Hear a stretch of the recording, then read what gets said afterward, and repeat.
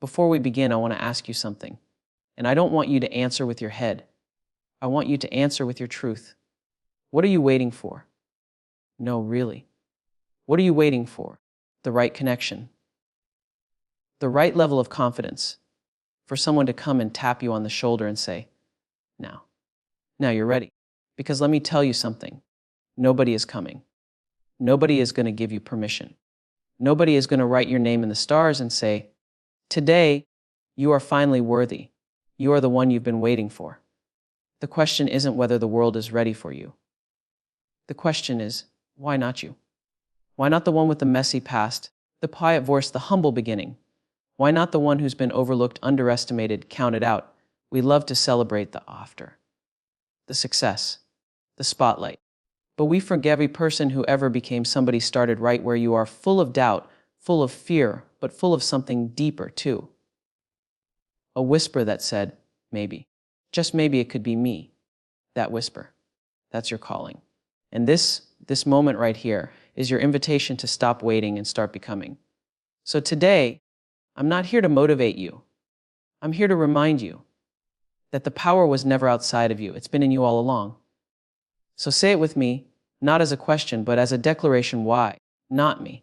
Lest BGM self-doubt is the real enemy. We often think the greatest challenges we'll face in life are external: lack of resources, tough environments, unsupportive people, or plain bad luck. But the real battle, it's not out there. It's inside. It's the quiet, creeping voice of self-doubt that whispers, you're not enough. You're not ready. You don't have what it takes. That voice doesn't shout, it lingers. It hides in indecision, in perfectionism, in procrastination masked as preparation. We sabotage ourselves before we even start, not because the dream is impossible, but because we convinced ourselves we weren't worthy of chasing it. Think about how many dreams never made it past the imagination stage. How many books were never written, songs never sung, businesses never launched, speeches never spoken. Not because the world didn't need them, but because someone somewhere believed the lie that they weren't good enough. Self-doubt doesn't always wear a mask of failure. Sometimes it pretends to be logic. Be realistic, it says. Don't get your hopes up. But what's so dangerous is that it doesn't feel like sabotage. It feels like safety. It disguises itself as protection when really it's a prison.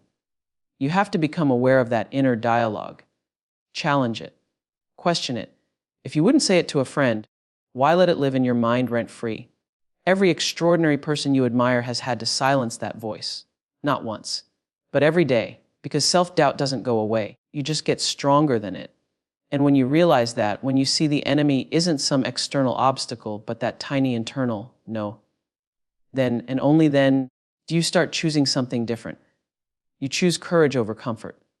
You choose progress over perfection. You choose to show up afraid, uncertain, unpolished, but you show up anyway. Others who succeeded were once just like you. It's easy to believe success is reserved for a certain kind of person. That the people who made it had some secret sauce. A special upbringing, elite education, a network of influencers, or just plain luck. But that belief, that's a myth. It's a lie designed to keep you from stepping into your own power. The truth is, every person you admire once stood exactly where you are at the beginning, unsure, overwhelmed, and unsure if they had what it takes. It didn't come out of the womb winning awards or delivering keynotes. They were rejected, overlooked, told no, more times than they can count. But they kept going. They made mistakes. They doubted themselves. They cried. They questioned. But they didn't quit. The difference between them and those who never tried wasn't talent or timing. It was persistence. It was the refusal to let fear dictate their future. Success doesn't ask you to be perfect. It asks you to start, to be messy, to take risks, to fail and try again. To believe that if someone else could do it, you can too. Because they weren't superhuman. They weren't born under some lucky star. They were just people who decided that they mattered. People who chose themselves before the world ever did. So next time you think, they're different from me, remember this, they were once exactly like you. They just kept walking. They kept building. And if they can, so can you. The question isn't, are you enough? It's, are you willing? Because greatness doesn't come to the chosen. It comes to the committed. The background doesn't define your destiny. Where you come from might explain your start, but it doesn't dictate your finish. So many people live small because they believe their past disqualifies them from a powerful future. Maybe they didn't grow up with money. Maybe they never saw someone like them succeed. Maybe they've made mistakes. Maybe life handed them every reason to give up. But let me tell you, your background isn't a life sentence. It's your beginning, not your blueprint. There are people born into privilege who never rise. And there are people who come from nothing, who've seen the bottom, who've been counted out, who've heard no 1,000 times, and they still rise. What's the difference? Mindset, resilience, a refusal to let the world write their story for them. You get to decide what meaning you give your past. You can use it as a reason to settle or as fuel to rise. Your pain, that can become purpose. Your struggle, that can become strategy. The wounds you hide, they can become wisdom that helps someone else heal. Don't buy into the lie that says you need a perfect background to create a powerful life. You don't need validation from your past. You just need vision for your future. You get to disrupt the pattern. You get to be the one who breaks the cycle. Who says, this ends with me? You don't have to carry the weight of your history into your destiny. You are not bound to your circumstances unless you choose to be. And why would you choose a story of limitation when you were born for transformation? Rejection is redirection rejection. It stings. It can feel personal. Like someone stamped a label on your forehead that says, not good enough. We internalize it. We question our worth. But what if I told you rejection isn't the end? What if it's a detour, not a dead end? Rejection often feels like a door slamming shut. But sometimes that door needed to close. Not because you weren't worthy, but because what was behind it wasn't aligned with your purpose. Every rejection carries a secret gift: clarity. It shows you what isn't for you so you can find what is. It's a redirection, a realignment. A cosmic note that clears the path for a greater wise. You didn't get that job. Maybe it would have kept you stuck. That relationship ended. Maybe it was dimming your light. That opportunity passed you by. Maybe it wasn't ready for your brilliance. When we shift our view of rejection from punishment to protection, everything changes. You stop taking it personally. You stop defining yourself by it. You stop seeing it as the end of your story and start recognizing it as a turning point. Because here's the truth: nothing meant for you will miss you. And what misses you was never meant to stay. So don't fear rejection. Respect it. Let it guide you. Let it shape you. But never let it stop you. Because the most powerful thing you can do after a no is keep moving forward like your yes is inevitable. Fear is a liar. Fear is a master of disguise. It doesn't always show up loud and obvious, waving red flags. Sometimes it looks like logic. Maybe I should wait until I have more experience. Sometimes it wears the clothes of responsibility. I need to be practical. And sometimes, the most dangerous times, fear shows up dressed as your inner voice, whispering in your own tone. What if I'm not enough? Take fear as a liar. Fear's job is to keep you safe, not successful. It's rooted in survival, not self-actualization. It wants you to avoid risk, dodge discomfort, and stay in the middle of the road where it's quiet. But here's the truth. The middle of the road is where dreams go to die. It's where the flame burns out slowly, quietly, without drama, without noise, just potential slipping into the shadows. Every time you let fear decide for you, you shrink. You take up a little less space.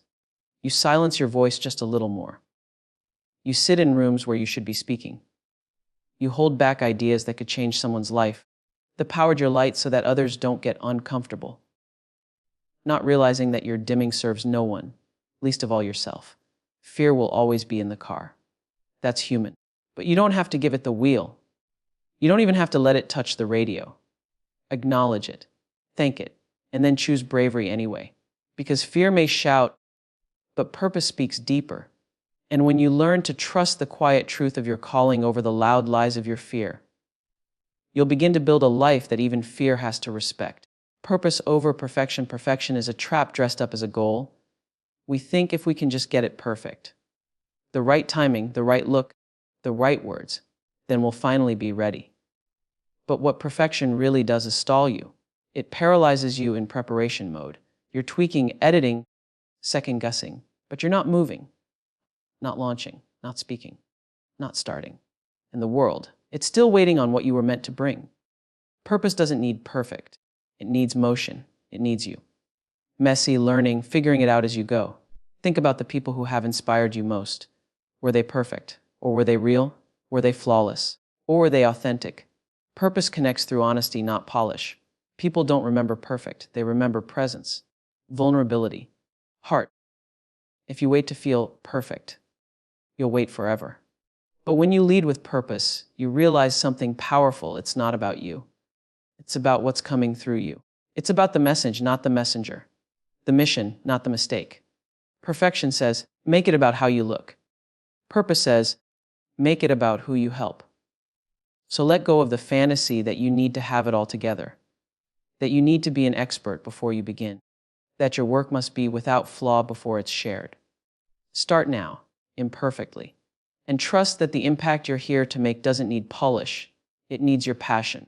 Someone is waiting on your yes. There is someone out there, maybe a stranger, maybe someone you love, who needs exactly what you carry, your words, your wisdom, your voice, your truth. But they can't receive it until you say yes. Yes to showing up. Yes to starting. Yes to stepping into your purpose, even when it's uncomfortable. We get so caught up in how scary it is to start, how risky it feels to be seen, that we forget this isn't just about us. Purpose is never a solo mission.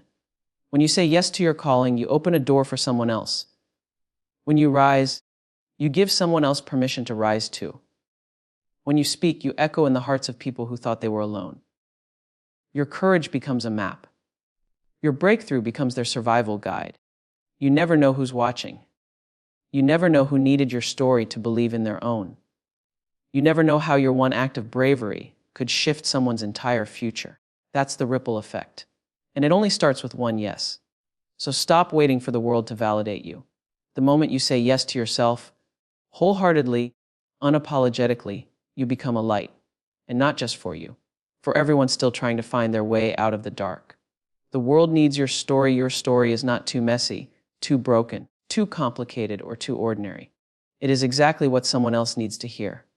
We live in a world hungry for authenticity, tired of masks, tired of perfection, tired of performance. What they need is truth.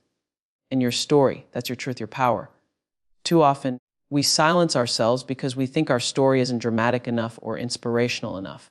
But impact doesn't come from drama.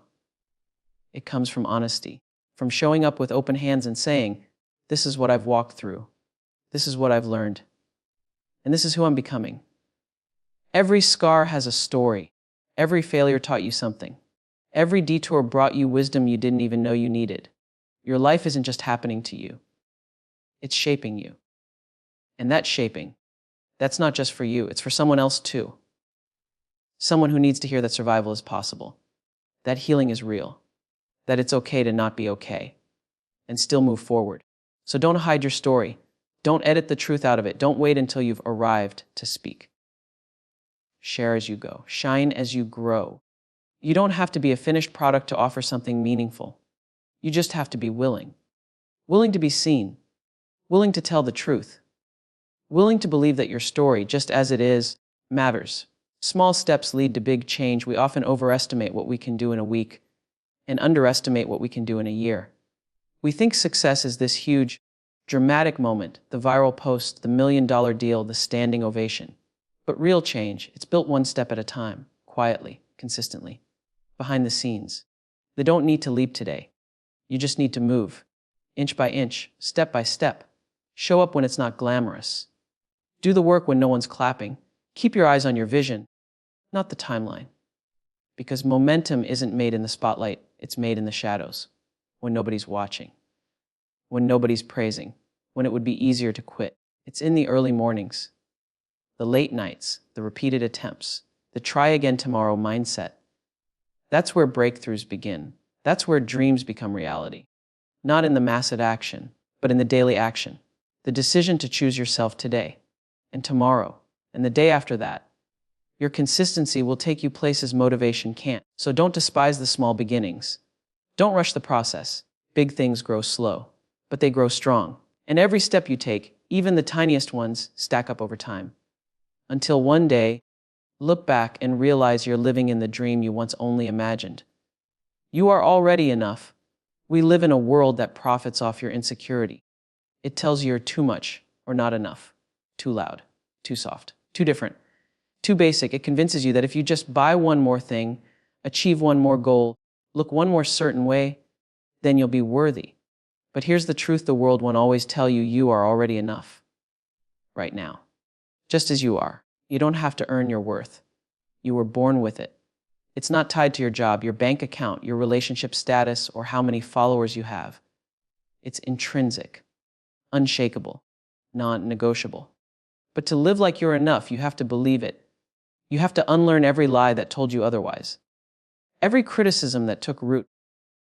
Every comparison that left you feeling less than. Because until you believe you're enough, you'll keep chasing things outside of you to prove it. You'll run yourself into the ground trying to earn love you already deserve. But when you stop chasing and start claiming your worth, everything changes. You set boundaries. You speak up. You show up as your whole self, not a curated version you hope the world will approve of. You start living like you belong, like your voice matters, like your dreams are valid. And when you live from that place, from wholeness, not lack, you become magnetic, unstoppable, free. You don't need to become anyone else. You just need to return to who you've always been and ask yourself the most powerful question of all: why not me? So here we are. You've heard the truth. And once you know the truth, you can't unknow it.